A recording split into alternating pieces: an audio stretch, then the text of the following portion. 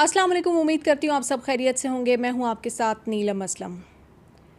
बड़ी और बुरी ख़बर आ चुकी है और जैसे कि मैंने कहा था कि कुर्सी है ये तुम्हारी जनाजा तो नहीं है, कुछ नहीं कर सकते तो उतर जाओ, लेकिन उतरना नहीं है। इसी तरह से इंसाफ करते रहना है और इसी तरह से जो बासर लोग हैं, जो उमरा हैं और जो रूलिंग एलीट है उसके बच्चों को नवाजते जाना है।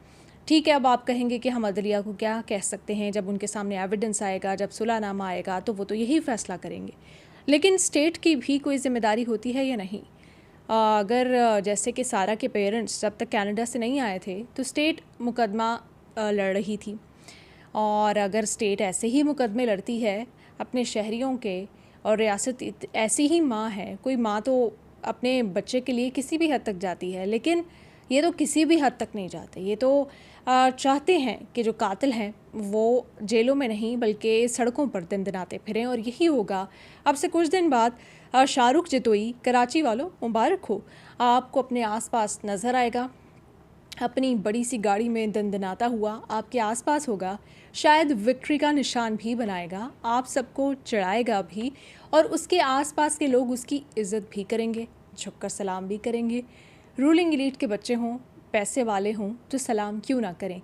आप लोगों में से ही कोई, आप कुछ दिनों बाद आप देखिएगा धूमधाम से शादी भी होगी और पूरी ज़िंदगी ऐसे ही खुशो खुरम गुजर जाएगी।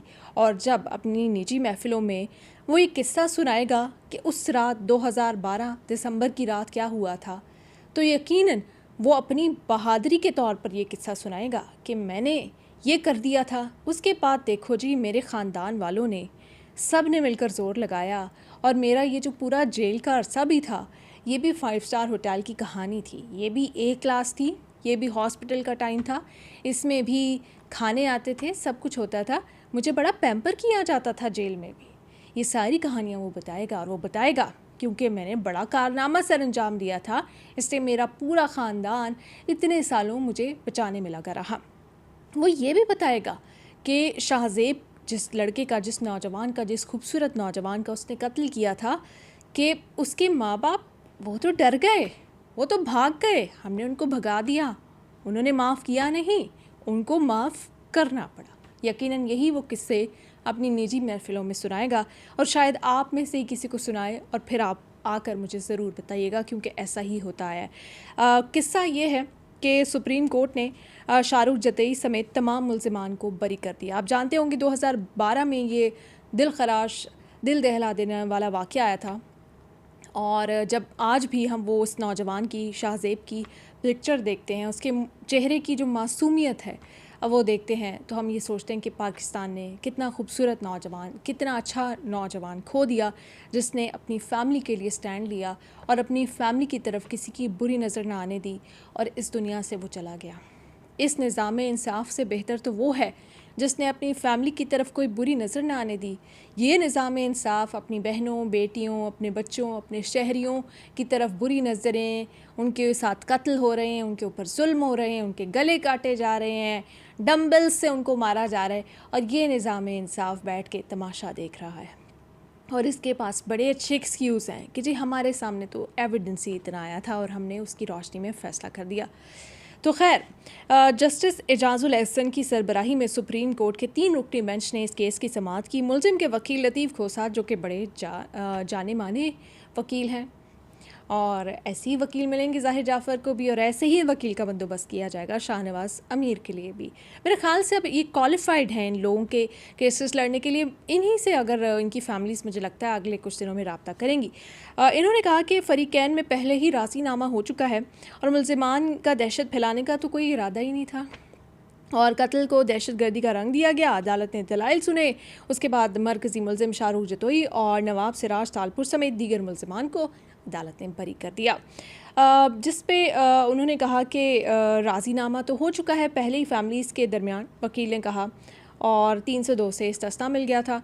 उसके बाद सिर्फ ये जो दहशतगर्दी की दफ़ात इसमें लगाई गई थी 7ATA, उसकी वो सारा मसला था, अदरवाइज़ तो कब के छूट चुके होते, कब के ये आपके आसपास, आपके दरमियान होते, दरमियान में छूटे भी थे। ये एक दफ़ा थी, ये एक मसला बनी हुई थी, वो भी उन्होंने साबित कर दिया कि कोई मसला नहीं है। वकील साहब ने कहा बच्चे थे, वो बच्चों की लड़ाई हुई रात में और मार दी 2 गोलियाँ, तो इसमें दहशत कहाँ से आ गई? ये दहशतगर्दी का मुकदमा कैसे बनता है? बच्चों के पास तो होती हैं ना बंदूकें बड़ी-बड़ी, वो तो चला देते हैं गोलियाँ, इसमें दहशत फैलाने वाली क्या बात है? ये तो नॉर्मल है, ये तो सिंपल सा कत्ल है, इसमें दहशतगर्दी का क्या मुकदमा? ये वकील साहब ने अपना वहाँ पे दलील दी और जज साहब ने कहा वाह वाह वाह। जज साहब फ़ौरन से इससे मुतासिर हुए और उन्होंने शाहरुख जतोई के हक़ में फ़ैसला दे दिया।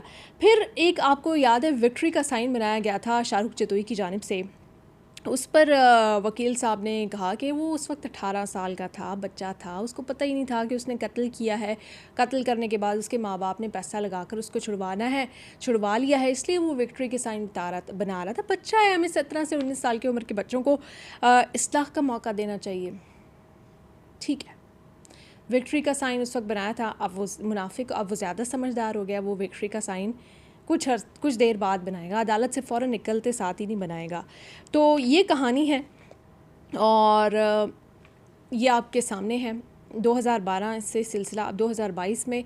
और ये जो 2012 से 2022 था ना, ये भी कोई सख्त सज़ाएँ नहीं थी। जेल में एक क्लास थी, हर तरह की सहूलियात थी, कभी हॉस्पिटल था, कभी क्या था, और हर तरह से पैम्पर किया जा रहा था बच्चे को, क्योंकि रूलिंग एलीट का बच्चा था। ये पाकिस्तान के निज़ाम इंसाफ़ है और इसी से हम उम्मीद लगाए हुए हैं कि ज़ाहिर जाफ़र और शाहनवाज़ अमीर को सज़ा सुनाएगा।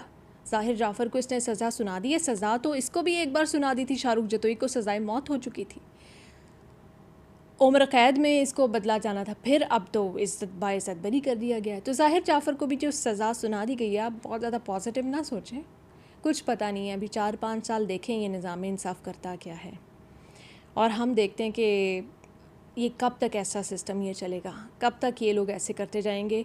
शाहरुख जतोई के टाइम पर शायद अगर यूट्यूबर्स होते, क्योंकि मेन स्ट्रीम मीडिया को तो अपने हक़ में करना बड़ा आसान है, तो हम उसके पेरेंट्स को रोज़ शाहज़ेब के पेरेंट्स को रोज़ ये दिलासा देते कि हम आपके साथ हैं, आप प्लीज़ पीछे मत हटें, आप केस लड़ें, आप इंसाफ हासिल करें, अदरवाइज़ आप सारी ज़िंदगी इस ट्रॉमा में रहेंगे कि आपने जिस भी वजह से, हम भी जानते हैं कि राज़ीनामा खुशी खुशी नहीं हुआ होगा, आपने अपने बेटे का नाहक खून माफ़ किया, ऐसे लोगों को जिनको कोई शर्मिंदगी भी नहीं थी, आप सारी ज़िंदगी इस ट्रॉमा से गुजरेंगे। हम आपको सपोर्ट करते, हम आपको दिलासा देते, लेकिन आप चलें।